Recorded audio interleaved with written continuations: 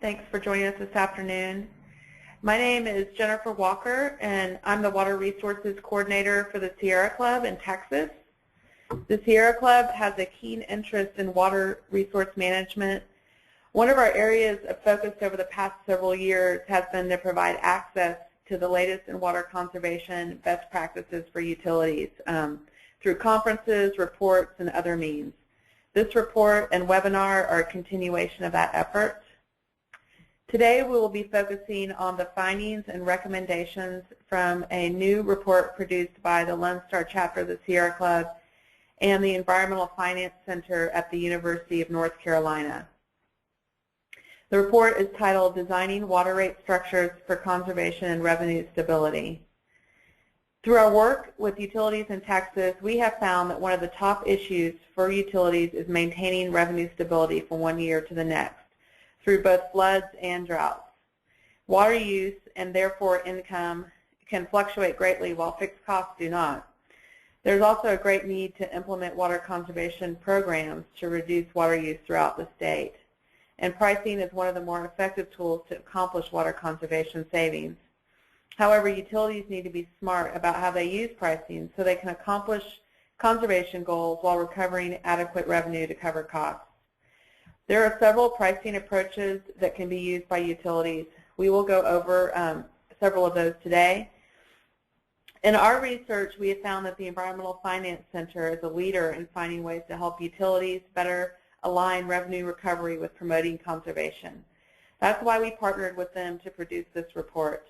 Our presenters today are Jeff Hughes and Mary Tiger, and we're very glad to be presenting this webinar with them. So let's go ahead and get started with the presentations, and I will pass it over to Jeff Hughes. Thank you very much, Jennifer. Just a refresher, hopefully some of you saw this screen before the webinar started, but for those of you new to GoToMeeting platform, the most important thing today is to know how to type in a question for us. We'll have some time at the end of the webinar for questions, but we'd also like to give you an opportunity to type in clarification questions throughout the webinar. So if you look at the screen now, you will see that there is an opportunity for going to a dialog box that is titled Questions that you should be able to see on your screen. If you can't see it on your screen, you can go up to this top area and open it up. And then by opening up the question bar, you'll be able to type a question that will come to us. And that's our main form of getting feedback from you today. So please feel free to type questions.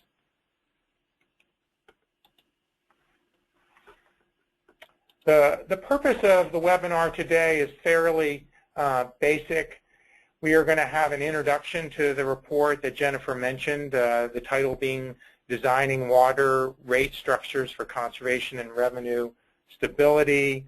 Talk a little bit about the background that led to the report, but really focus most of the day on the options and considerations for conservation and revenue stability. I'm sure that's why most of you are on the call today. And then, as I mentioned, we'll have some opportunity to answer questions with whatever time we have at the end. We do want to say that the schedule for today is going to be broken up into some different parts. Again, a little bit on background, talk a little bit about the relationship between water pricing and water demand, the relationship between water pricing and revenues in Texas.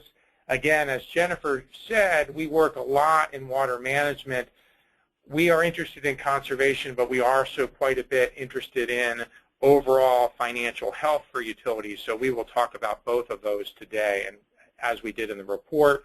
And then recommendations, very specific recommendations and considerations that hopefully some of you can use when you're looking at your rates in the future. Did want to make a comment that we're very pleased to have a very good turnout for this webinar, including some folks outside of Texas, even outside the United States. So you can kind of see on a map who is represented on this call. Again, so thank you all for taking time out of your busy day to be on the call. As Jennifer said, this is an area near and dear to our heart. The Environmental Finance Center at the University of North Carolina is a fairly small group, and we focus on just a few things, but one of the things we focus on is the world of water and wastewater pricing. And we are very pleased to be working in Texas on this project. I will say we've been doing similar efforts across the country in this topic, and while there are some very unique things to Texas that we'll talk about today, it has given us an opportunity to really share what we are seeing in the southeast of the United States as well as other parts of the country.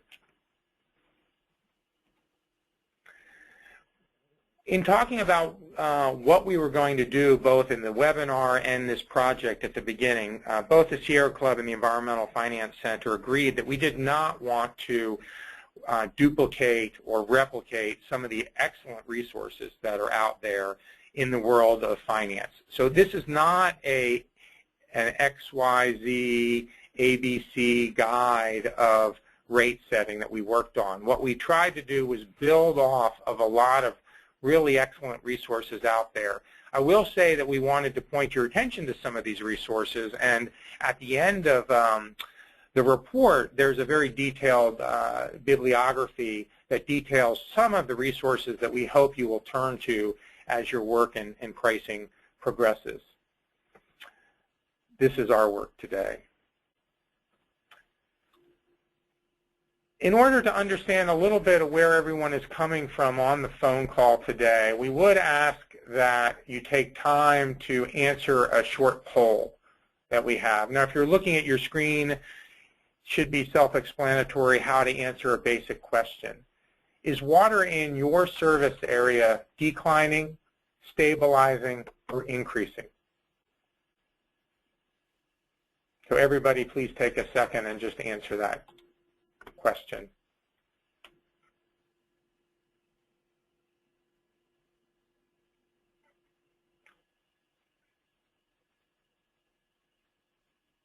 Okay, we'll give people just another minute or two to close out their NCAA poll and pay attention to this poll.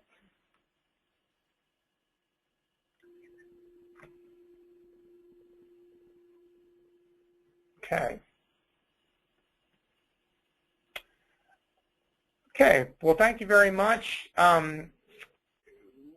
Interesting results. We've asked this question in many of the regions of the country that we've worked in. And as with other regions of the country, more evidence that not every utility is created equal and is experiencing the same stressors. Seems to be fairly split in Texas, with almost a third of the utilities seeing their water use go down and almost 60% seeing it go up, with about 16% stabilized. Now let's move to another question.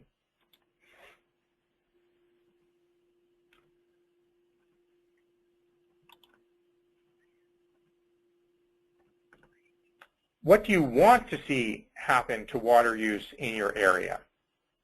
So the first question is what's happening. Now we are asking what you want to.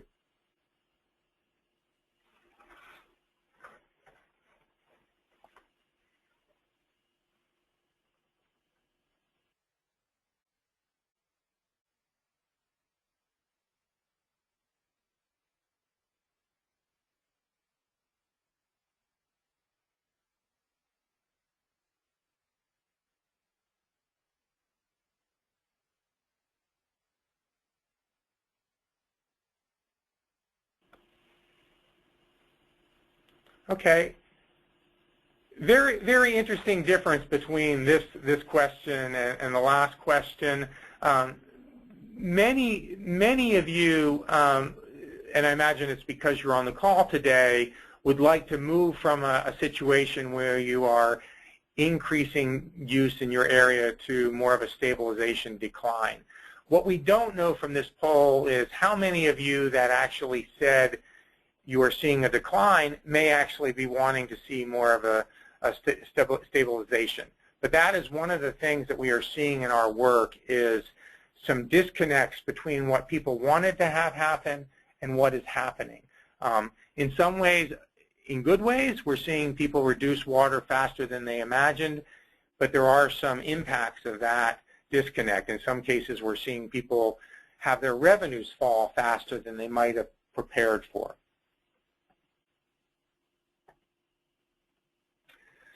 Now we're going to move into the fundamental relationship between price and demand that really guides most of our work, both in research and teaching. And we know from lots and lots of research that we've done and that we've reviewed that others have done that there is a strong relationship between price and demand. But it's still a very confusing area. There is different ways of looking at pricing, and there are different ways of measuring demand. And I will talk about some of the nuances there, but just to really stress that pricing is not a simple matter. There is average price, there's marginal price, there's pricing over time. And we hope that our report and some of the other research that we've cited will give an opportunity to people to dig a little bit deeper into this relationship than they may have in the past. We know that price impacts demand.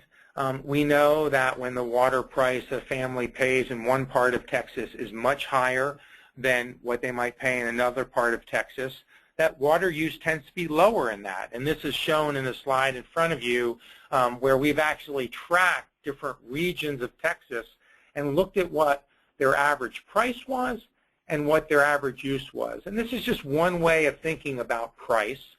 The places in Texas that have very expensive water tend to have customers that use less of it. So that is just something that we have to take into consideration in our design.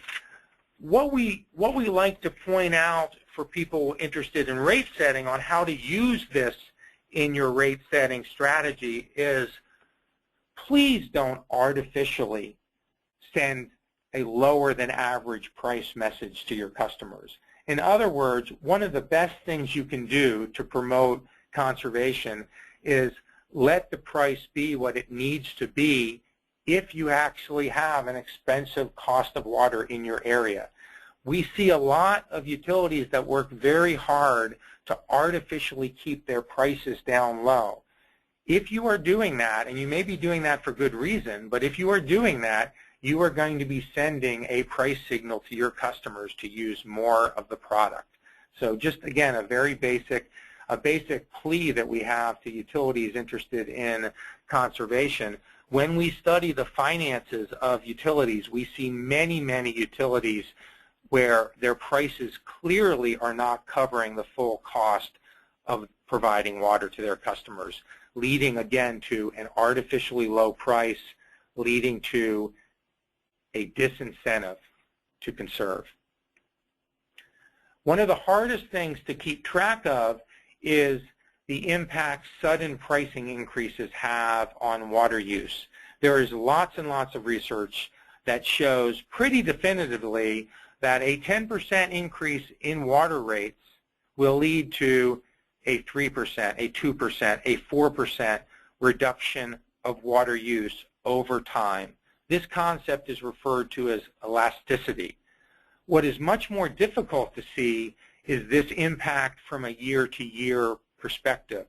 If you look at this slide in front of you, you'll see each one of these dots relates to a specific utility that we tracked in Texas, and it's very difficult to see a clear relationship between utilities that might have doubled their rates last year and what happened to their usage, at least as self-reported.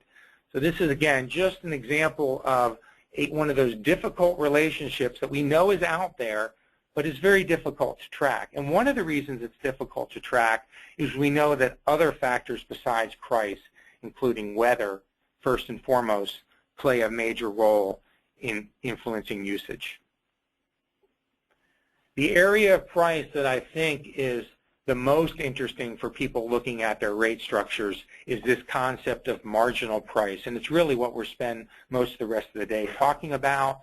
The marginal price being defined as what customers see in terms of a financial benefit to reducing usage. Taken a different way, if a customer uses more water, they're going to have to pay more for it. There's lots of ways of representing marginal price. Based on the data that we had in Texas, we looked at an interesting aspect of marginal price. We looked at what happens in each utility in Texas when the customer doubles their water use. In other words, they go from 5,000, which is the basic use for many families, to 10,000, which might be considered by many to be a usage that includes a lot of discretionary use, may have some lawn watering in there, may have a little bit of water wasting in it. And you can see that there really is a pretty strong relationship between utilities that have a very high marginal cost, upwards of $40 to $50, and what their average household usage. We don't see very many utilities that have a very high marginal cost to their customers where their customers have a lot of discretionary use. But on the flip side of it, utilities that have a very low marginal cost, in other words, a customer that doubles their water use from 5,000 to 10,000 only sees a bill impact of $6, $7, $10.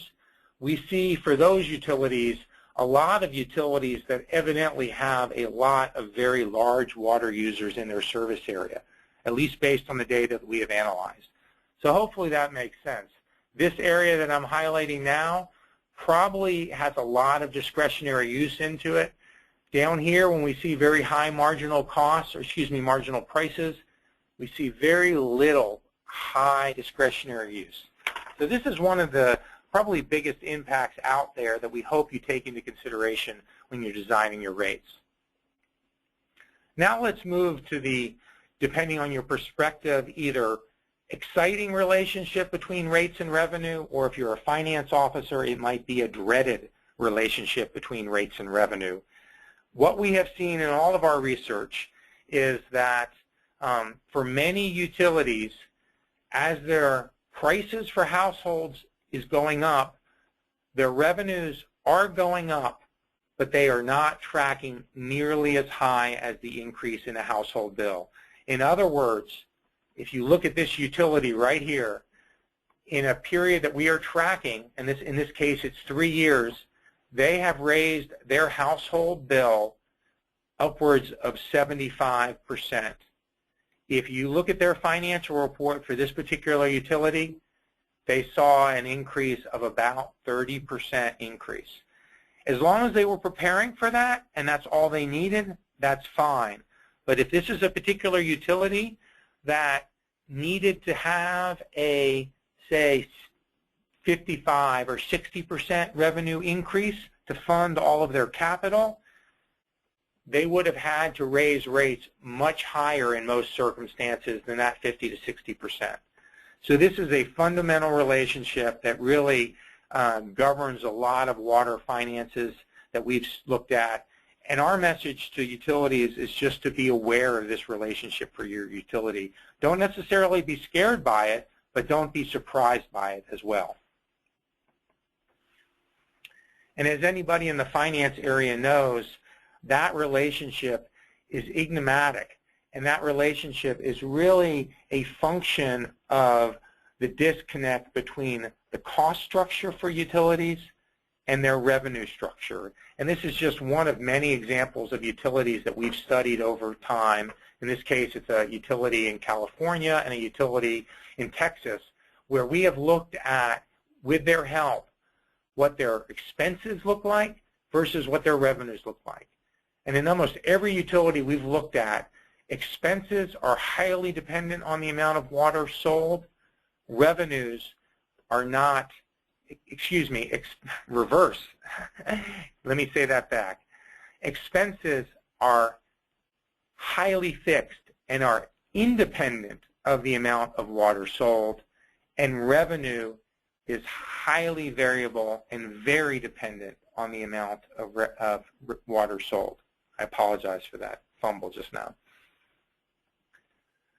I'm going to pass it over to my colleague, Mary Tiger, who's going to talk about how you navigate in this area where you have disconnects between rate structures and cost structures, where you might have disconnects between conservation goals and revenue goals. Mary? Thank you, Jeff. So when you have that disconnect, it can be a real challenge to strike a balance between revenue stability, revenue resiliency goals, and conservation promotion, and really kind of enacting that elasticity of demand that Jeff alluded to, the power of that in rate setting to promote conservation. And so you need to strike a balance, and that's what this report is about. We also acknowledge in the report that there's a lot of other policy objectives that are embedded in water rates. You know, there's a need to maintain affordability. That's embedded in many of your water rate structures, and also this need to promote economic development and to help ensure affordability at higher levels of consumption as well. But we really focus for this report on this notorious conflict between revenue stability and resiliency and conservation promotion. So the rest of the webinar this afternoon is going to cover how you can strike that balance. The report contains 2 brief case studies of Texas utilities that have been utilizing their rate structures to support their conservation objectives.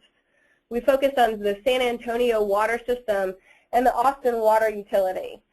And much can be learned from their journeys in looking at their case studies and the adaptations that they've made to their rate structures and financial policies to kind of balance this active conservation promotion and revenue stability objectives.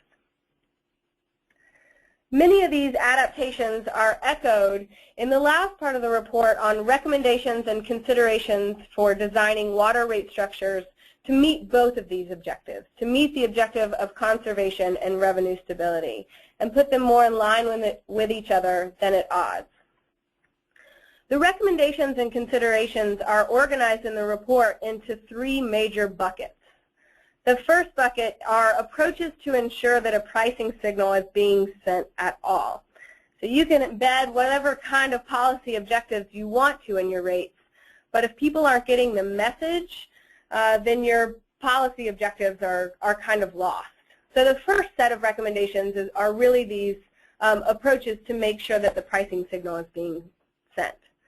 The second bucket is strategies for evaluating the pricing signal and targeting specific types of water use. And the third bucket are complementary practices for the revenue stability.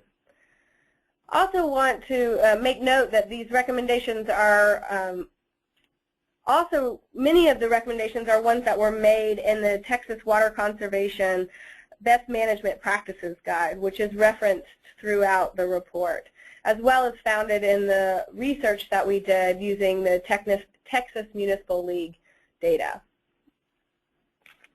So now I want to launch a poll to get an idea from you all about what best represents the block structure of your residential water rates.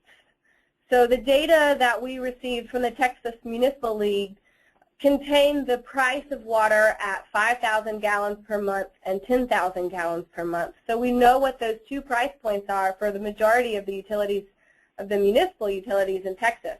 But what we didn't get from that data is what the block structure of the residential water rates were. And what the predominant block structure that we see, or rate structures that we see, are uniform rate structures, increasing block rate structures where the unit price increases at higher levels of consumption. There's still some decreasing block rate structures and budget-based rate structures. And then we have the option for other to be able to capture that. So give you all just a little bit more to choose what rate structure you have.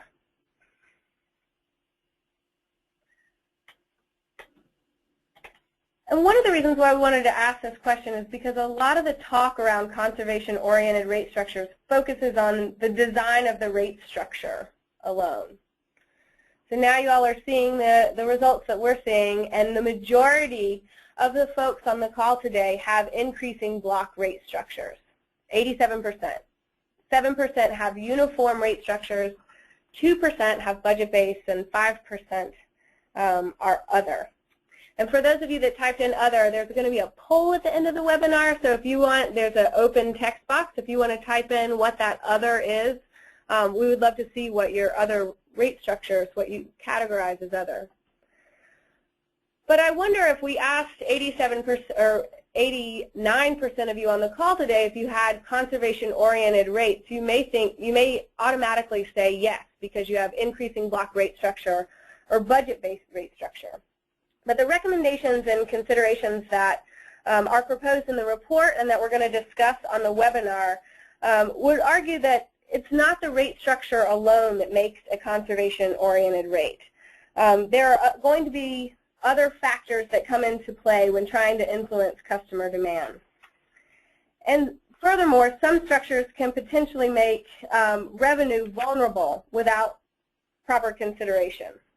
So we can't walk away from this slide and say, from this poll and say that 89% of you all have conservation-oriented rates, because in the structure and the price setting, you can have conservation-oriented rates that aren't necessarily that. So we'll get into that. So the first bucket I mentioned are the approaches to ensure that a pricing signal is being sent. And we actually want to amend that a little bit and to think about approaches to ensure that a pricing signal is being received. So sometimes when we talk about rates and finance communication, I feel a little bit like a marriage counselor or relationship counselor. You're communicating, you think you're communicating something, but are your customers actually receiving that message? Do they understand? So these 5 recommendations here are common ones to help ensure that a pricing signal is being sent. So the first one recommendation is to have a monthly billing period. This makes sure that the pricing signal is kept in front of customers and encourages them more frequently to adjust their water use. So it ensures that pricing signal is being sent and in front of the customer. We also recommend that utilities provide price and use information on customer bills. Now, the San Antonio water system has been doing this since the 1990s, and their bills have included individualized charts showing water use for the past 12 months of their customers and a comparison to their neighbors and overall average residential water use. So they have been putting this into practice for some years. And we see a lot of movement in the electricity consumption space. There's a company called O-Power who has claimed great strides in conservation from sending usage information alone and allowing energy users to benchmark their water use against that of their neighbors and the rest of their community. The third approach to help ensure that a pricing signal is being received is to encourage submetering. Now, the Texas Water Code requires submetering on all apartments or multi-use facilities constructed after January 1st, 2003. It requires these entities to be submetered. But retroactively submetering can help ensure that the price signal is being passed along to the tenant or the person that is using water. So many times, if an apartment is not being submetered, then the tenant is not seeing that price signal and they're not encouraged to make the behavior change. So again, this would apply to apartment structures or multi-use facilities built before 2003. The third approach is to incorporate the cost of water into price setting. Jeff alluded to this earlier, but keeping rates low for the sake of keeping rates low or transferring money from the general fund to cover the water utility expenses sends an inaccurate signal to customers about the value of water service. And the fifth recommendation under here is to really understand the relative price signal that is being sent and to know how your rates compare to others. It can be a really great step in assessing your price signal. And I just want to take a break from the PowerPoint right now to show you all a resource that can be helpful in doing this. So I just navigated over to the Environmental Finance Center's website, which is efc.sog.unc.edu, to a dashboard that compares water and wastewater rate structures for Texas municipal utilities in 2013. So these are the 2013 rates as collected by the Texas Municipal League. So we obtained this data and we pulled it into a benchmarking tool that we really believe is a much better way of comparing rate structures than the classic bar chart where a water utility will take their rate, the price of water at a given consumption point, and compare it to the neighboring utilities without consideration for cost recovery and without consideration for kind of the conservation signal, so that marginal price from one type of use to another type of water use. And so we've pulled all of this into a tool that is hopefully helpful for you to use and assess water rates, but also maybe helpful in working with your boards to help communicate the multifaceted objectives that are embedded in a water rate structure. So I'm not going to spend too much time orienting you to the dashboard, but this tool does allow for utilities to choose their own utility. So we have everyone that was included in the survey is included in the dashboard. Just going to focus on an example utility right now so that we don't embarrass anyone. And you can choose to compare water bill, sewer bill, or the water and sewer bill combined. And then you can choose the usage to compare against. So again, Texas Municipal League collected the water bills at 5,000, 10,000 gallons per month, as well as 50,000 and 200,000 gallons per month. The Texas Municipal League also collected average household water use, and this is the data that's folded into the report as well. So you can see that. You can choose what your cohort of utilities to compare to, if you would like to compare to a similar population.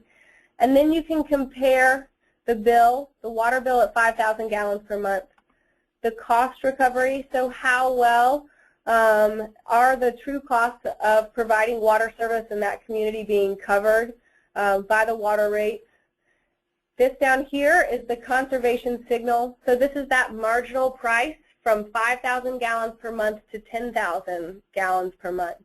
And we're categorizing that as the conservation signal. So what is that signal being sent to move from a discretionary type of water use at 10,000 gallons per month to a more kind of fundamental 5,000 gallons per month, what you need for your household. And so you can see what that marginal price is. And you can also, underneath here is a percentage, and it shows what that increase is on a water bill. And then we've also folded in the affordability metric, because that is a common metric that many utilities and their boards are concerned about when setting water rates. There's a second tab that shows the historical charges over time, so you can see how water and wastewater charges have changed over time. So again, don't want to focus too much on that, but just wanted to let you all know that that is a resource for you all to use in understanding the relative price signal that you're sending and how that compares to others.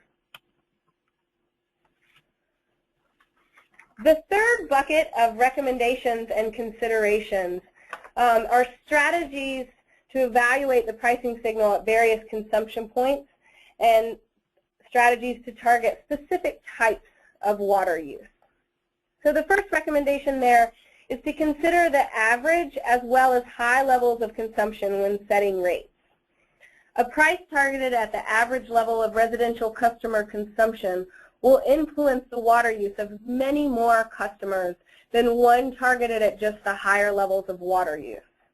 So what we see is that water rates, when folded into an overall conservation program, are a great tool, an effective way to target the water use of many. So if you want water use to go down, by focusing on the rate at the average consumption level, you're ensured to be sending a price signal to a lot of your customers.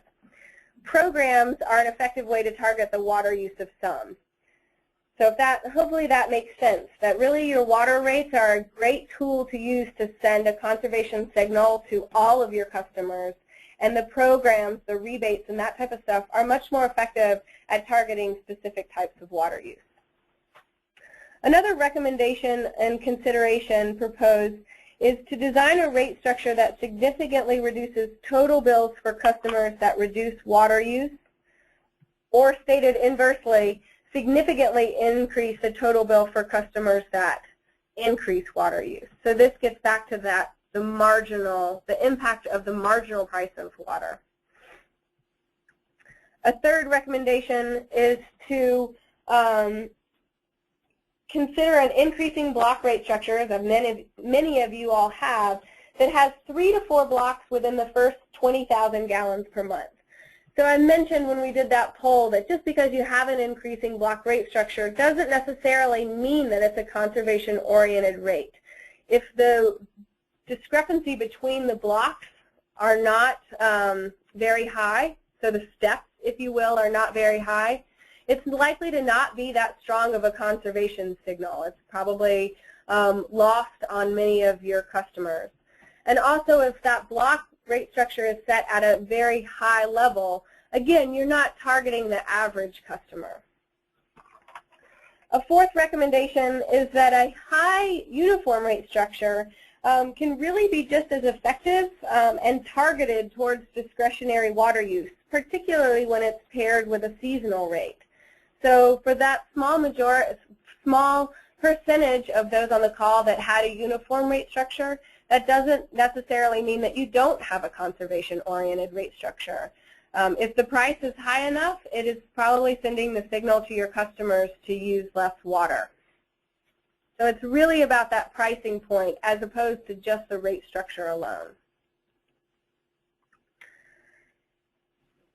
Another strategy for targeting specific types of water use are to set irrigation rates that are separate from the water rates. Now first, in order to do that, irrigation must be metered separately. And one reason for wanting to meter irrigation use separately is because it can be priced separately from household water use and really targeted with conservation rate structures. Also to consider drought surcharges. Now you'll see that the use of drought surcharges is repeated in the recommendations and considerations. It's here under the targeting specific types of water use because in a time of drought, as you all are familiar with, the drastic conservation measures and restrictions required in that time can be critical at preserving the supply, but can also wreak havoc on a utility's revenue and their budget, particularly when it's unanticipated. So one benefit of a drought surcharge can be that by increasing rates in that time of scarcity, you can target discretionary water use, or really all water use, with an economic signal. The second benefit is going to come into play when talking about revenue stability.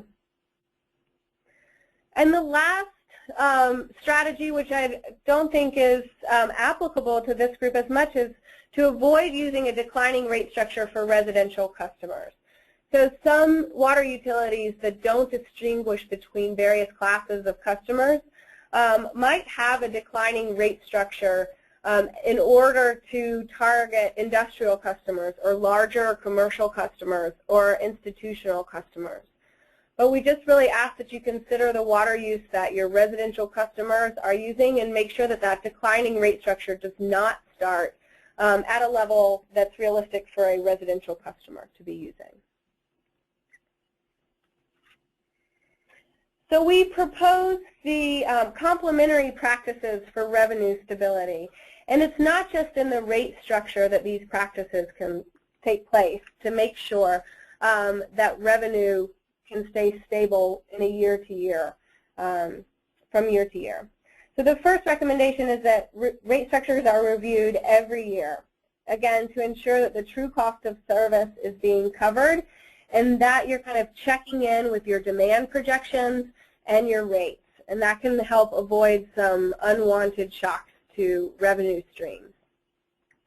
At the same time that you're reviewing your rates each year, you should be checking in on your demand projections. So we like to say around here that rate structures get blamed a lot for revenue shortfalls, but really if you dig down into it, it's the demand projections that are the problem with revenue stability. So if you're not taking into account that demand is going down, if you're overestimating demand, then that's really the fundamental problem for revenue projections. And then to echo here as a complementary practice for revenue stability are those drought surcharges, because they can be very effective at sending an economic signal in times of water scarcity, and they can also be very helpful at recovering the revenue that the utility needs to cover its operating costs when those restrictions and drastic conservation measures are enacted. 3 more complementary practices for revenue stability. One is a rate stabilization fund. So this is a practice that we're seeing kind of increasingly used across the industry, and it's deemed a rainy day fund, or in some cases a dry day fund. But the idea is that you would fund a separate reserve fund that can be used when the demand projections aren't exactly right, or you need to enact drastic conservation measures. You can tap into these rate stabilization funds to help alleviate that revenue stress that a conservation measure could provide. These are mostly used in times of drought and unexpected. It's not really a good long-term strategy for a overall decline, a consistent decline in customer demand. Another strategy, again, in the back-end budgeting side of things, is to consider the revenue from high consumption to be more vulnerable. So if you have an increasing block rate structure, you really shouldn't be relying on that highest tier of water use, of the revenue from that high tier of consumption, to fund basic operating expenses. You can roll that into various discretionary programs, or perhaps funding your rate stabilization fund, but you shouldn't be counting on that highest tier of consumption for your core operating expenses. And the last recommendation that I'll propose today are to consider fixed charges based on consumption. We work a lot with water utility finance officers, and they may not care so much about declining demand in their service area, and someone will always raise their hand and say, I know how to make my revenues very stable. Just build all of the cost recovery into the fixed charge and none into the variable charge. And we always we wince at that because it's a huge lost opportunity to send that conservation signal, and is really counter to a lot of the conservation-oriented rate structure research and literature.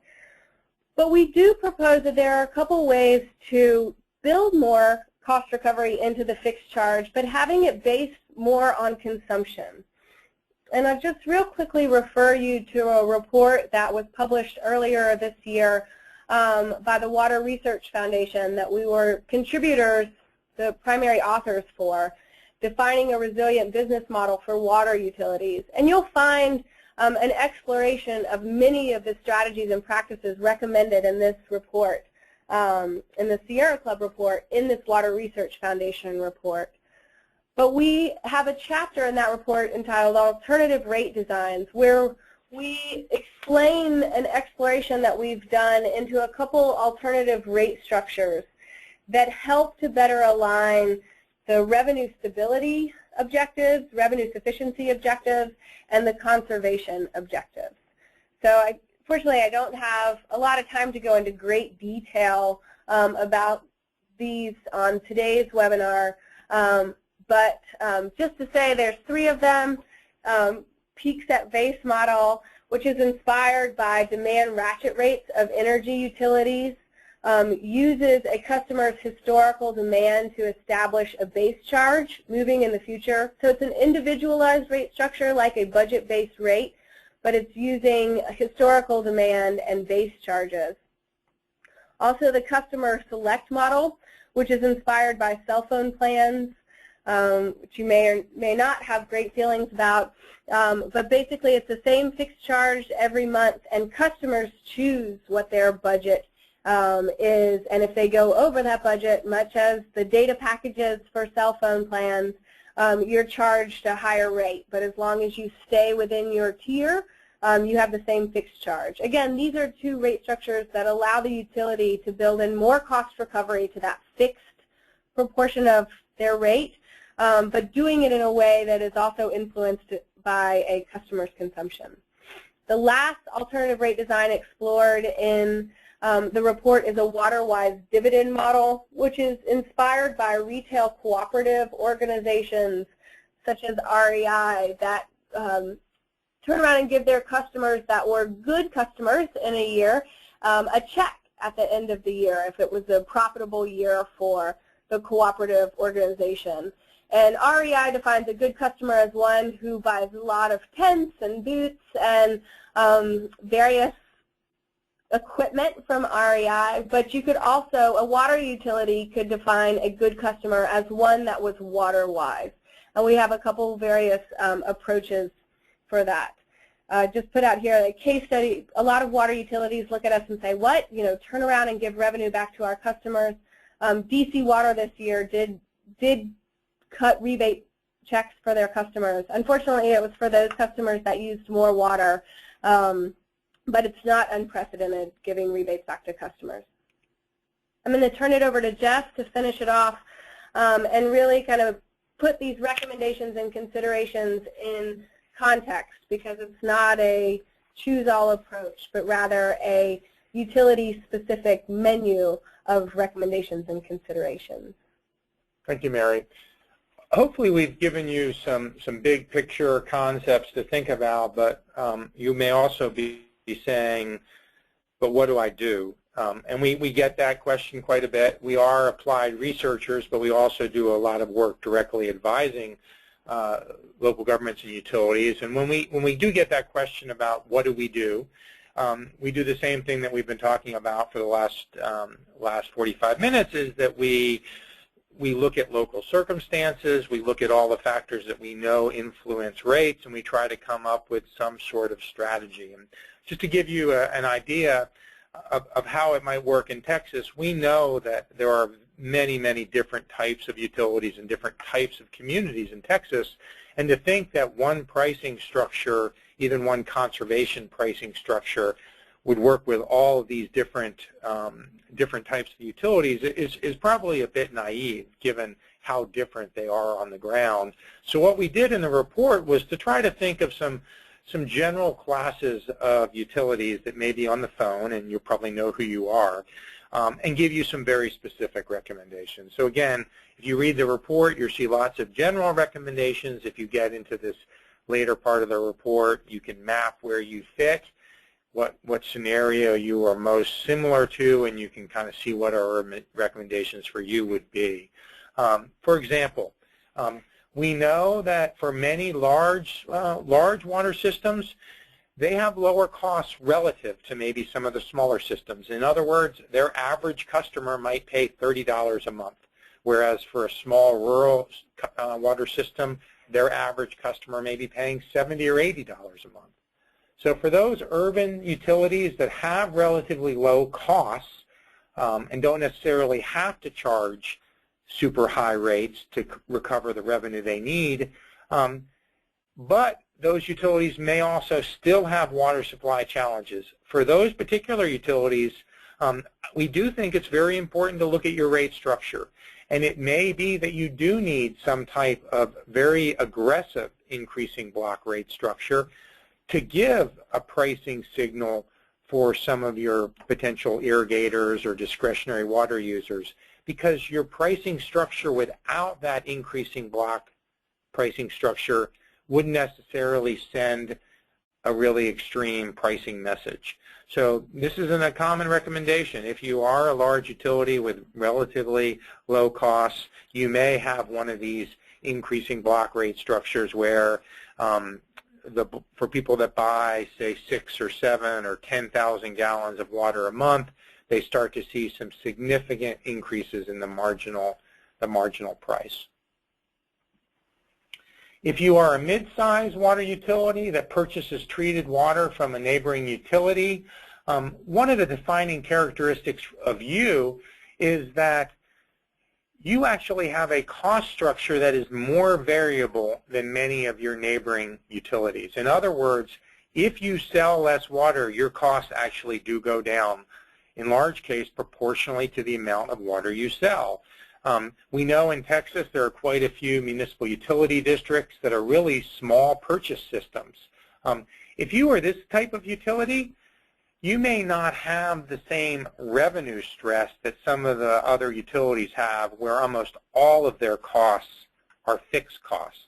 If they sell 20% less water, they see their costs go down hardly at all, but they see their revenue go down significantly. If you are one of these types of utilities, where most of your budget, maybe in some cases 80% of your budget, goes to buying water from someone else, if you reduce your sales by 20%, you may actually see your costs go down, maybe not 20%, but 15%.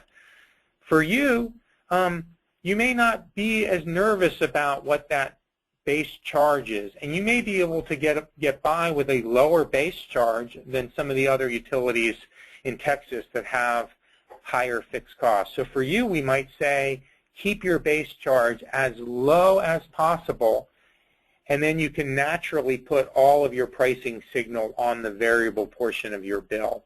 So that would be a structure we'd recommend. Whether you have an aggressive increasing block rate structure or just a uniform block rate structure, it's really something for you to evaluate locally. We will say that for all of the pricing signal benefits of increasing block rate structures, they are much more complicated to implement. So certainly for smaller utilities that may not have some of the administrative resources of larger utilities, we tend not to recommend really complicated increasing block rate structures just because rolling them out can be a challenge.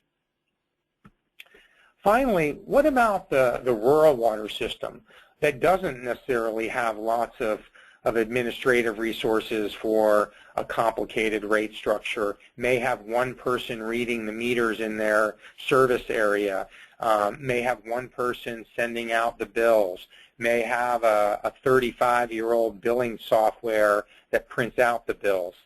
For this particular situation, before you get nervous about having to have a very aggressive increasing block rate structure, you may just want to look at your pricing signal as is. The example I mentioned earlier, we see many rural water systems where their average customers may pay twice what an urban water customer would pay. In those circumstances, we naturally see pricing signals that are much higher than in the urban areas. And when we've tracked water usage across Texas and across other states, we see some rural utilities already have incredibly low average usage, partially because their prices are just naturally so high. For you, we might recommend a uniform pricing structure. Don't worry about having a complicated increasing price structure. Have a nice uniform structure, have a moderate fixed fee, and then just have a bill that almost anybody can understand. You pay $10 a month, you pay $15 a month, and then you pay $6 per thousand. Doesn't matter whether you have 3,000 or 10,000 in a given month, you pay $6. That $6 block price, while it's uniform, it may send a very significant pricing signal.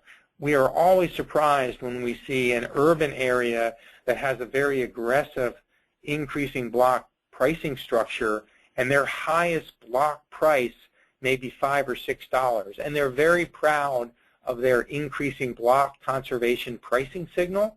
And then we see a rural system down the road where They're beating themselves up because they have a uniform pricing structure, yet their unit price, because of their highest cost, is set at $6.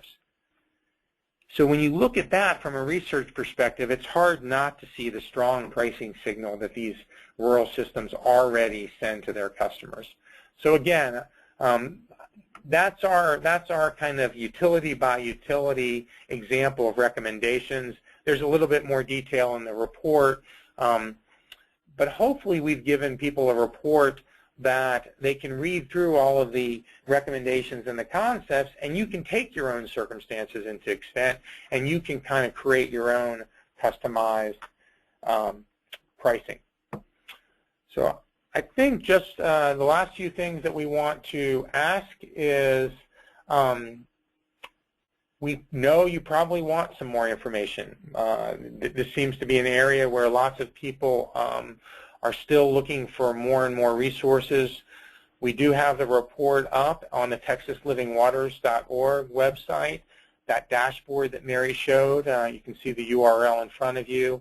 And we will give you an opportunity at the end of the webinar to do an evaluation of this webinar, but also to register for some potential new resources in that way, including blogs and the Texas Water Solutions blog.